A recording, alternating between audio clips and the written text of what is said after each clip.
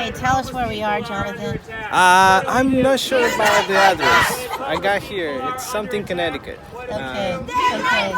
And is this the site? Well, I know it's the site of one of the RAD buildings. It that is. Actually doesn't let most poor people even live in it, which is what the insanity of even being here. It's very true. But tell us about how we got to this place, the beautiful work of rap. Yeah, like I think there are consequences for the actions that we took every day, right? So back in 1979, the federal government took the conscious actions to make cuts to public housing because the introduction of neoliberal economics. Whereas when people want to think about what's neoliberal economics, well, it's basically this new idea where the government is here to take all the money from everybody, all the taxes, but it's not their obligation or their job to give you anything in return. You live in this great country and you should be happy about it. So, with that in mind, they go about cutting public housing because, why do we need to help all these lazy or whatever derogatory terms they use for people living in public housing? We don't.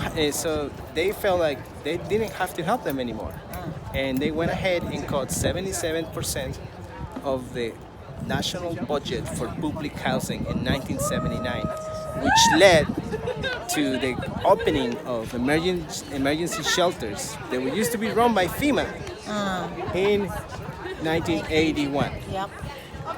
And ever since then, ever since we took the money for public housing, we created a whole bureaucracy of people saying that, an oxymoronic, right? Since we already know that we live on administration of neoliberal economics, for them now to make all the cuts, they want to say that it's because people's choices. They're homeless because they want to be homeless, rather than say that no, a bunch of politicians sat in a table back in the day and make these conscious cuts, defunding public housing.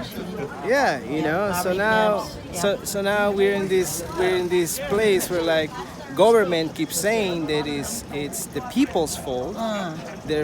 It's their fault because they're poor, Right. and the government has done everything they can to help them. And if they're not complying, if they're not camping or sitting, they're gonna send the cops after them, and ultimately being arrested, which is the biggest form of housing these days. Exactly. Thank you. No worries. Sad as usual. Thank All you. right.